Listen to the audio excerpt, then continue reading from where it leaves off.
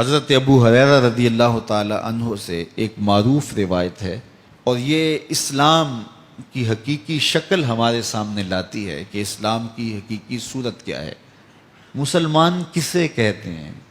جس کے سجدے زیادہ ہیں، جو رکوع زیادہ کرتا ہے، جس کا قیام بہت لمبا ہوتا ہے۔ یہ بھی خوبیاں ہیں ایک بندہ مومن میں ہونی چاہیے۔ اللہ کے حضور نیاز مندی کا انداز اسے اختیار کرنا چاہیے۔ لیکن یہاں جو ارشاد فرمایا گیا، حضور علیہ السلام نے ارشاد فرمایا، مسلمان وہ ہوتا ہے جس کے ہاتھ اور زبان سے دوسرا مسلمان محفوظ رہے، زبان سے تیر نہ برساتا رہے۔ بعض لوگ اس ذوق میں کہتے ہیں جی میں سچا ہوں، اور سچ بڑا کڑوا ہوتا ہے، اور ہر وقت وہ کڑواہٹ ہی پھیلاتے رہتے ہیں۔ سچ بھی بولنا ہے تو کسی کا دل نہ چیرو، کسی کو تکلیف نہ پہنچاؤ۔ میرے حضور علیہ السلام صحابہ کی تربیت کیا کرتے تھے، اور وہ حضور کی اولاد کی طرح تھے۔ فرمایا انما انا لکم مثل الوالد، میں تمہارے لیے باپ کی جگہ پہ ہوں۔ تو باپ اپنی اولاد کو جھڑک بھی لیتا ہے، سخت بات بھی کر لیتا ہے، لیکن کوئی ماجرا ہوتا تو میرے حضور سختی نہ فرماتے، کسی کا نام لے کے نہ کہتے، بلکہ فرماتے بعض لوگ ایسے ایسے کرتے ہیں، انہیں ایسے ایسے نہیں کرنا چاہیے۔ تو یہ تھا میرے حضور کا اخلاق۔ تو اسلام محبت کا نام ہے، اسلام پیار کا نام ہے، حسن سلوک کا نام ہے، باہمی محبت اور الفت کا نام ہے۔ بلکہ حضور نے اسلام کا کتنا خوبصورت تعارف کروایا۔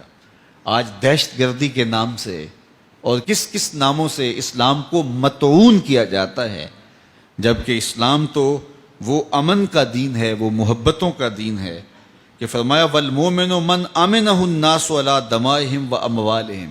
مومن وہ ہے جس سے لوگوں کے مال اور لوگوں کی جانیں محفوظ ہوں۔ یہ مومن کی پہچان ہے، وہ کسی کی آبرو میں دخل اندازی نہیں کرتا، کسی کی اموال نہیں لوٹتا، لوگوں کی زندگیوں سے نہیں کھیلتا۔ ایک انسان کا قتل کرنا پوری انسانیت کا قتل کرنے کے مترادف ہے۔ بلکہ میرے حضور نے فرمایا جس شخص نے کسی انسان کے قتل میں آدھے جملے سے مدد کی، اللہ اس کو جہنم کی آگ میں جلائے گا۔ کسی کے قتل پر کسی کو ابھارا، کوئی بات کی، پورا جملہ بھی نہیں تھا، آدھے جملے سے اگر کسی نے کسی کے قتل پہ مدد کی تو اللہ تعالیٰ اس کو جہنم کی آگ میں جلائے گا۔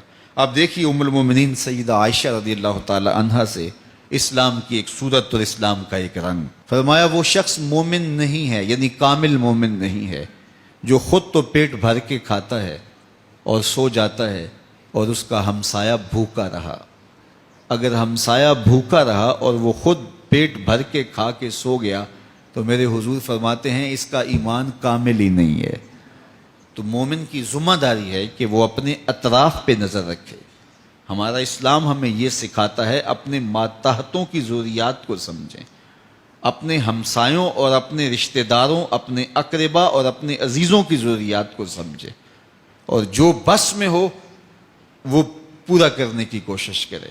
تو جو شخص نمازوں پہ نمازیں پڑھتا ہے، روزوں پہ روزے رکھتا ہے، ہر سال عمرہ اور حج کرتا ہے، لیکن اس کے رشتہ دار بھوک میں تڑپتے رہتے ہیں، اس کے ہمسایوں کے یہاں کھانے کے لیے نان شبینہ بھی میسر نہیں ہے، تو فرمایا کہ وہ شخص کامل مومن نہیں ہو سکتا، ایمان کی حلاوت اور مٹھاس نصیب نہیں ہو سکتی اسے، جو رات پیٹ بھر کے گزارے اور اس کا ہمسایہ جو ہے وہ بھوک میں تڑپ رہا ہو۔ تو ہمیں جو صورت دی گئی، اسلام کا جو ہمیں تعارف دیا گیا، اسلام کی جو شکل ہمارے سامنے ان مختلف احادیث سے آئی، وہ یہ ہے کہ اسلام ہمدردی کا دین ہے، اسلام امن کا دین ہے، اسلام محبت کا دین ہے، اسلام باہمی موافقت اور موانست کا دین ہے، اسلام ایک دوسرے کے احساس کا دین ہے، اسلام بھوکوں کو کھانا کھلانے کا، پیاسوں کو پانی پلانے کا، ننگوں کو لباس دینے کا،